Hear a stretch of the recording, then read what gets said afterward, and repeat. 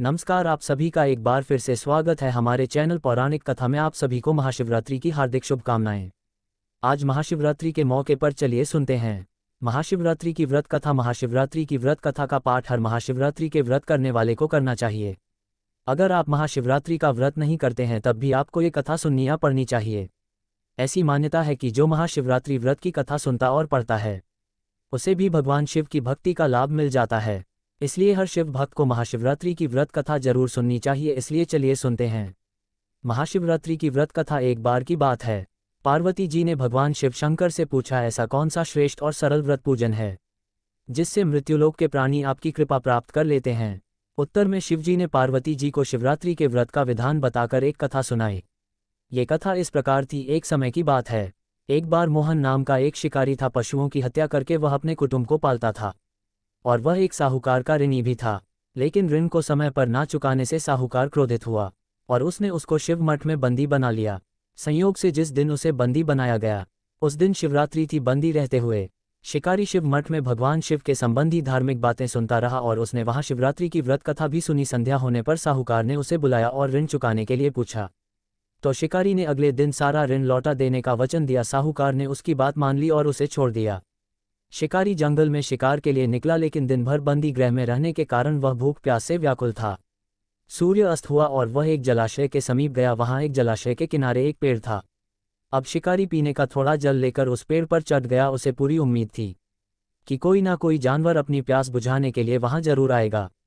वो पेड़ बेलपत्र का था और उसी के नीचे एक शिवलिंग भी था जो सूखे बेलपत्रों से ढके होने के कारण किसी को दिखाई नहीं दे रहा था। शिकारी को उस बात का पता ना चला और वह भूख प्यास से थका हुआ उसी पर मचान बनाकर बैठ गया। अब मचान बनाते समय उसने कुछ टहनियां तोड़ी और वह संयोग से शिवलिंग पर जा गिरी। इस प्रकार दिन भर भूखे प्यासे शिकारी का व्रत भी हो गया और शिवलिंग पर बेलपत्र भी चढ़ गए। एक पहर रात्रि का बीत गया और तभी एक गर्भवती हिरनी वहां तालाब पर पानी पीने पहुंची। शिकारी ने धनुष पर तीर चढ़ाकर जैसे ही प्रत्यंचा खींची, उसके हाथ के धक्के से कुछ पत्ते और जल की कुछ बूंदें नीचे बने शिवलिंग पर जा गिरी और अनजाने में ही सही शिकारी की पहले पहर की पूजा हो गई।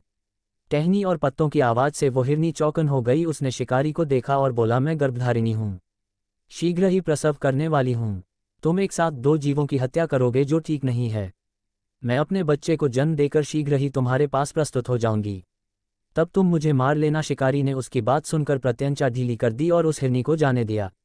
वह हिरनी तुरंत ही जंगली जहाड़ा हो गई। अब कुछ समय और बीता और एक और हिरनी वहां से निकली। शिकारी की प्रसन्नता का ठिकाना ना रहा। जब वह हिरनी भी पानी पीने पास आए तो उसने धनुष पर बाण चढ़ा दिया, जिससे फिर से कुछ बेलपत्र नीचे शिवलिंग पर जा गिरे और अनजाने में फिर से शिकारी की दूसरे पहर की पूजा भी हो गई।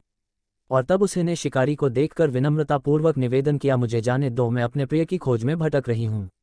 मैं अपने पति से मिलकर शीघ्र ही तुम्हारे पास आ जाऊंगी। शिकारी ने उसका निवेदन सुनकर उसे भी जाने दिया। अब 2 बार शिकार को खोकर वह चिंता में पड़ गया। अब रात्रि का आखिरी पहर बीत रहा था। तभी एक और हिरनी अपने बच्चों के साथ उधर से निकली। शिकारी ने उन्हें देखकर धनुष पर तीर चढ़ाया और जैसे ही वह तीर छोड़ने ही वाला था, हिरनी बोली, मुझे मत मारो, मैं इन बच्चों को इनके पिता के पास छोड़कर लौट आऊंगी। इस समय मुझे मत मारो, जब मैं वापस आऊंगी तो मुझे मार लेना। शिकारी हंसा और बोला, सामने आए शिकार को छोड़ दूं? मैं ऐसा मूर्ख नहीं, इससे पहले भी मैं 2 बार अपना शिकार खो चुका हूं। मेरे भी बच्चे भूखे प्यार से तड़प रहे होंगे, मैं तुम्हारा शिकार उनके लिए कर रहा हूं। इस पर हिरनी ने कहा, जैसे तुम्हें अपने बच्चों की ममता सता रही है, ठीक वैसे ही मुझे भी इनकी फिक्र है, इसलिए सिर्फ बच्चों के लिए मैं थोड़ी देर का जीवन दान मांग रही हूं। मेरा विश्वास करो, मैं इनके पिता को इन्हें सौंपकर तुरंत ही लौट आऊंगी। हिरनी का दीन स्वर सुनकर शिकारी को उस पर दया आ गई और उसने हिरनी को भी जाने दिया। अब शिकार के अभाव में वह बेलपत्र के वृक्ष पर बैठा शिकारी बेलपत्र तोड़ तोड़कर नीचे फेंकता जा रहा था।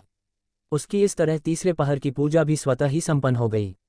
अब उसने देखा एक हष्टपुष्ट हिरण उसी रास्ते पर आया। शिकारी ने सोच लिया कि इसका शिकार तो वह अवश्य ही करेगा।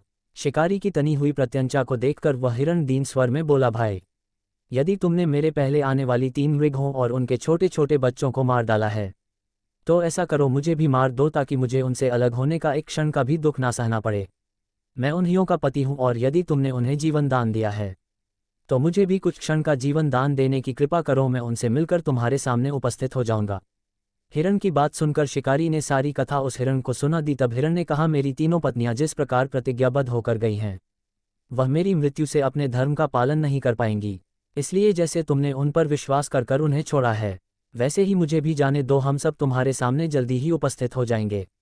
अब उपवास, रात्रि जागरण और शिवलिंग पर बेलपत्र चढ़ाने से शिकारी का हिंसक हृदय निर्मल हो गया था और उसमें भगवत शक्ति का वास हो गया था। उसके हाथ से धनुष और बाण छूट गए और उसने मृग को जाने दिया। थोड़ी देर बाद वह हिरण अपने परिवार सहित शिकारी के सामने उपस्थित हो गया और शिकारी से कहने लगा, अब तुम हमारा शिकार कर लो। लेकिन जंगली पशुओं की ऐसी सत्यता, सात्विकता और सामूहिक प्रेम भावना को देखकर शिकारी को बहुत गिलानी हुई। उसकी आंखों से आंसू झरने लगे। उसने उस हिरण के परिवार को ना मारकर अपने कठोर हृदय को जीव हिंसा से हटा दिया और कोमल और दयालु बन गया। ये सब देवलोक से भगवान शिव देख रहे थे और उसके ऐसा करने पर वह उस पर प्रसन्न हुए और तत्काल ही उन्होंने उसे अपने दिव्य स्वरूप का दर्शन करवाया और साथ ही उसे सुख समृद्धि का वरदान देकर उसे गोह नाम प्रदान किया था। ये वही गोह था जिसके साथ भगवान श्री राम ने मित्रता की थी। ओम नमः पार्वती पथ हर हर महादेव।